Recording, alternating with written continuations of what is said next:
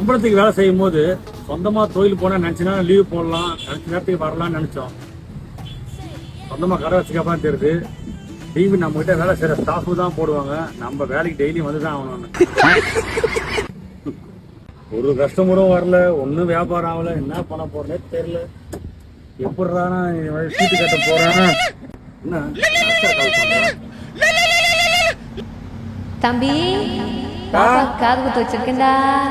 என் தாய்மொழி சீடு 4 சவரம் 40 தொட்டு செஞ்சிடணும்னா என் கூட போன தொலைச்சிருச்சு.